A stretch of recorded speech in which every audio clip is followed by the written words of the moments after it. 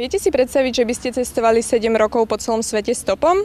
Pýtali sme sa na to obyvateľov Mlynskej doliny. Áno. Kam by to bolo? Domov. Cestovanie mám rada, hlavne vlakom a tým sa stopnúť nedá, bohužiaľ.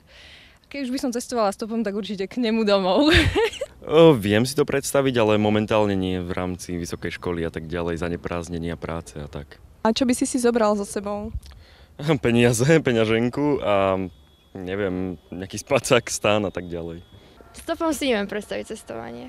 A čím rada cestujete? Autobusom alebo autom, lietadlom najlepšie asi. Áno, aj som cestovala stopom. Kde si cestovala? Tak rôzne v Česku, Poľsku, Nemecku, po Slovensku a to asi všetko. Bolo to nebezpečné? Ja si myslím, že nie. Lebo sme stretli takých milých ľudí, aj rodiny a neviem, podľa mňa, keby som sa bála, tak by som stretla aj nebezpečných ľudí, ale takto nie. Na cestovateľskom festivale, o ktorom sme vás informovali prednedávnom, sme vyspovedali aj zaujímavého človeka, ktorý stopoval non-stop až 7 rokov. Jsem začal cestovat napřed po Evropě. Byly to takové krátké cesty na pár měsíců. Pak mě to cestování tak nějak pohltilo, nebo začalo mě to bavit. Tak jsem vyrazil na roční cestu na Nový Zéland a měl jsem mezi přistání v Malajsii. A když jsem se vracel, tak jsem toto mezi přistání využil. Navštívil jsem Malajský poloostrov, podíval jsem se do Thajska. No a pak přišla chvíle, kdy se člověk musel vrátit domů nebo na to letiště.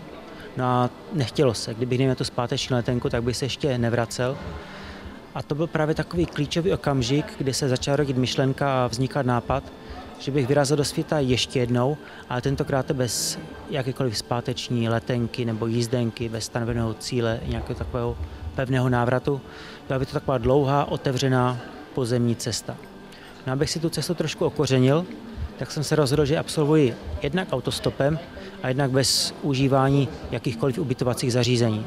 Já jsem si do batohu zabal jen těch pár nejdůležitějších věcí, spacák, karimatku, moskytieru. Ze školního atlasu jsem vytrhl pár stránek a vyrazil jsem. Viem si to predstaviť, ale neskúšal by som to. A kam by si chcel cestovať? Na juh, Španielsko a podobne. A čo by si so sebou zobral? Zapálky, zapaľovač, ja viem, papier a klobasu. Som to ešte neskúšala a sama by som asi určite nešla. Niekto nemá odvahu a niekto nemá na výber. Pre televíziu MC2 Veronika Bohušová.